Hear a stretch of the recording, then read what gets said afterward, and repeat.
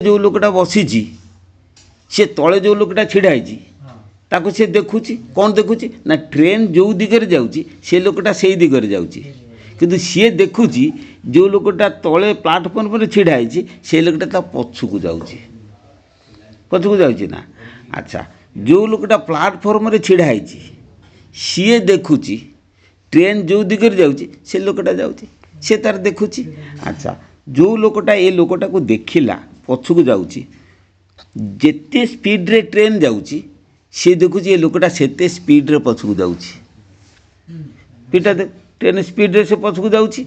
अच्छा प्रकृत से कौन पछुक जाउची कि ता प्रकृत वास्तव गतिटा कौन जीरो तार वास्तव गतिटा है कौन जीरो ग्राउंड रे अच्छी किंतु अवास्तव गतिटा है ट्रेन स्पीड ए तो से जो लोक तुलन रे ता गतिटा है ट्रेन स्पीड है कि किंतु ता जो गति जो जीरोटा से लोक जापर कि तेणु यही जो जीरो स्पीडटा से लोक पाई कौन निरपेक्ष आपेक्षिक नुहे से लोक केवल ये स्पीडटा देखो कि जीरो स्पीडटा से लोक को मालूम ना तेणु से स्पीडटा कौन तापाई कौन निरपेक्ष आब्सोल्यूट किंतु ट्रेन स्पीडटा तापाई रिलेटिव किंतु प्रकृत स्पीडटा तापाई आब्सोल्यूट एटा हूँ मो थियोरीटा हूँ जो प्रकृत स्पीड जो जीरो स्पीडटा एटा हूँ से लोक पाई आब्सोल्यूट पृथ्वी तुम ग्राउंड पाई जीरो आउ का पाई गोटे कौन हो पारे किंतु से लोक पाई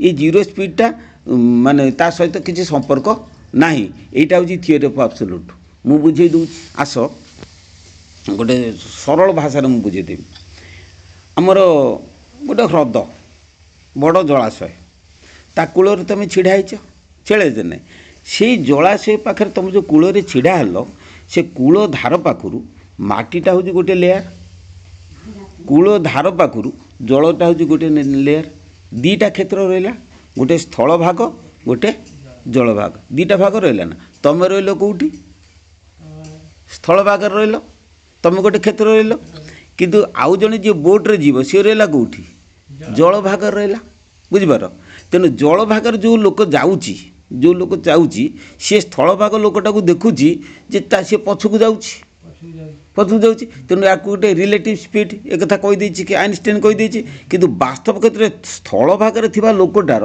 तार स्पीड नहीं स्टैंड स्टिल छिड़ा रही देखुच ना बास बुझ जो लोकटा जल भाग में रहा सी ताकू देखु तार जो स्पीडटा को देखुची असत्य ता स्पीडटा से ठीक असत्य देखुची से स्पीड्र ना हूँ माया बा मिथ्या बा अवास्तव जहाँ तुम कहीपर तेणु जल भाग में थिबा लोकटा से स्थल भाग में थिबा लोकर गतिटा को से प्रकृत कलना करिपर नहीं सी देखिए तार माया गतिटा को देखिए अवास्तव गतिटा को सी देखिए वास्तव गति के कल्पना करिपर नाही बुझिपार ना मन कर आम विश्व दी भाग में विभक्त विश्वटा दी भाग में विभक्त मुझे उदाहरणटा देवार उद्देश्य विश्व दी भाग विभक्त कौन ना गोटे भाग है स्पेस टाइम गोटे समय शून्य ये गोटे टाइम जो क्षेत्र के सबू प्रकार फिजिकल घटना गुड़ाक सब घटुची जिते प्रकार भौतिक कार्य स्पेस टाइम रे घटुची ता धार को लगे आउ जो फिल्डटा रहा सेटा हूँ कौन ना फोर्स टाइम से जगह देरे फिजिकल घटना नहीं से गोटे ऑब्जर्वर अच्छी द्रष्टा रही जो द्रष्टाटा सी देखुची स्पेस टाइम की सब देखुची से द्रष्टाटा रहा से द्रष्टाटा कौन हुए से द्रष्टाटा को ना हूँ ब्रह्म बा ज्ञान बा कॉन्शियस फोर्स जहाँ तुम कह तेणु परम ब्रह्म जो क्षेत्र में रहती शून्य रे से क्षेत्रटा हूँ ये जो जड़ क्षेत्र ठारू अलगा दीटा क्षेत्र रहा गोटे है कौन ना गोटे हूँ जड़ क्षेत्र बा भौतिक क्षेत्र गोटे हूँ चेतन क्षेत्र बा अभौतिक क्षेत्र अभौतिक क्षेत्र रे ब्रह्म अवस्थान करती ब्रह्म शक्ति चारिआड अवस्थान किंतु भौतिक क्षेत्र में सब कार्यकारी हुए तेणु से जो परम ब्रह्म रहिले स्टेज रे भागवत कहूँ भागवत तृतीय स्कंद जदि पढ़ो से तुम देख 26 अध्याय कौन ना ये विश्व कौन है ना पूरा किसी जिते नाला जो प्रलय हो गला ଯେ କାଳେ ବିଶ୍ୱ ନଥିଲା ରେ ବାବୁ ଆତ୍ମା ଥିଲା ବିରାଜିତ ଏବେ ମଧ୍ୟ ଆତ୍ମା ବିରାଜୁଅଛି ରେ ଭବିଷ୍ୟତ ଥିବ ନିଶ୍ଚିତ। ସେଇ ଯେଉଁ କ୍ଷେତ୍ରରେ ବ୍ରହ୍ମ ରହିଲେ ପରମ ବ୍ରହ୍ମ ରହିଲେ ସିଏ ଯେତେବେଳେ ପ୍ରଥମେ ଯେତେବେଳେ ଜଗତ ସୃଷ୍ଟି କରିବା ପାଇଁ ଚାहे ସବୁ ବିଷୟ ସବୁ ପ୍ରଳୟ ହୋଇଗଲା ସେତେବେଳେ ଜଗତ ସୃଷ୍ଟି କରିବା ପାଇଁ ହେଲେ ସିଏ ପ୍ରଥମେ ଗୋଟେ ଦ୍ରଷ୍ଟା ରୂପ ପାଲଟିଲା ଅବଜର୍ଭର। ପ୍ରଥମେ ଗୋଟେ ଅବଜର୍ଭର ହେଲେ ଗୋଟେ ଦ୍ରଷ୍ଟା ହେଲେ ଦ୍ରଷ୍ଟା ରୂପ ହେଲେ ହେଇସାରିକି ସେ ଚାରିଆଡ଼କୁ ଦେଖିବା ପାଇଁ ଲାଗିଲେ।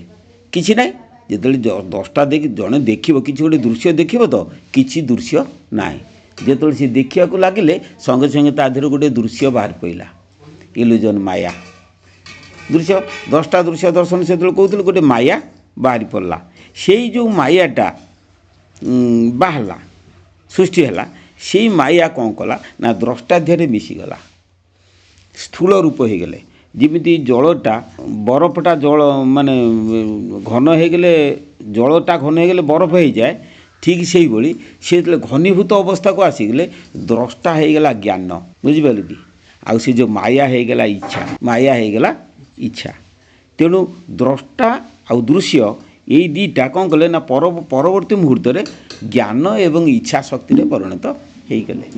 ଜ୍ଞାନ ଇଚ୍ଛା ଯେତେବେଳେ ଦୁଇଟା ମିଶିଗଲେ ସେତେବେଳେ କ'ଣ ହେଲା ନା ତାଙ୍କଠୁ ଗୁଣ ସୃଷ୍ଟି ହେଲା। ତିନିଟା ଗୁଣ ସେଥିରୁ ସତ୍ତ୍ୱ ରଜ ତମ ତିନିଟା ଗୁଣ ସୃଷ୍ଟି ହେଲା। ଯେଉଁ ତିନିଟା ଗୁଣ ସୃଷ୍ଟି ହେଲା ସେଥିରୁ ପ୍ରଥମେ ରଜଗୁଣ ଧାରଣ କରିକିରି ଗୋଟେ ସ୍ତର ସୃଷ୍ଟି ହେଇଗଲା ବିଶ୍ୱରେ ଖାଲି ରଜଗୁଣ ଧରିକି। ସତ୍ତ୍ୱ ରଜ ତିନିଟା ଥିଲେ ନା ତେଣୁ ସତ୍ତ୍ୱ ଆଉ ତମ ଦୁଇଟା ନ୍ୟୁନ ହେଇଗଲେ ରଜ ପ୍ରାବଲ୍ୟ ହେଇଗଲା। ଯେତେବେଳେ ହେଇଗଲା ସେ ରଜଗୁଣ ବିଶିଷ୍ଟ ଧାରଣ କରିକିରି ବିଶ୍ୱରେ ଗୋଟେ ସ୍ତର ହେଇଗଲା ତା ନାଁ ହେଲା ମହତତ୍ଵ ମହତ ପ୍ରକୃତି। ସେଇଟା ହେଉଛି ବିଶ୍ୱର ଉତ୍ପତ୍ତି ସ୍ଥଳ ସବୁ ପ୍ରାଣୀଙ୍କର ଉତ୍ପତ୍ତି ସ୍ଥଳ ଚେତନାତ୍ମିକ ସ୍ତର। ସେଇଟାକୁ ଯେତେବେଳେ ସେଇ ଜାଗାରୁ ସବୁ ଉତ୍ପତ୍ତି ଯେଉଁ ଜାଗାରୁ ପ୍ରାଣୀ ଉତ୍ପତ୍ତି ହୁଏ ସେ ଜାଗାଟାର ନାଁ କ'ଣ? ସେ ଜାଗାଟାର ନାଁ ହେଉଛି ଗର୍ଭ। ଯେଉଁଠୁ ପ୍ରାଣୀ ସୃଷ୍ଟି ହୁଏ ସେ ଜାଗାଟାର ନାଁ କ'ଣ? ଗର୍ଭ। ଆଉ ତେଣୁ ଏଇ ଯେଉଁ ଜାଗାଟାରୁ ଯେତେବେଳେ ସବୁ ପ୍ରାଣୀ ସୃଷ୍ଟି ହେଲେ ଇଏ ମଧ୍ୟ ଗୋଟେ ଗର୍ଭ। ବୁଝିଲେ କି? ଏ ଗର୍ଭ କାହାର ନା ଭଗବତୀଙ୍କର। ହଁ ମୁଁ ସେଇଆ କହୁଛି ତୁ ତ ଆଗୁତୁରା ମାଡ଼ି ବସୁଛୁ। ସେ ଗର୍ଭଟି ହେଉଛି କ'ଣ ନା ଭଗବତୀଙ୍କର ଗର୍ଭ। ତାକୁ କୁହାଯାଏ ହିରଣ୍ୟ ଗର୍ଭ। ସେଇଠୁ ବିଶ୍ୱ ବ୍ରହ୍ମାଣ୍ଡର ସବୁ ସୃଷ୍ଟି ମହତତ୍ଵ।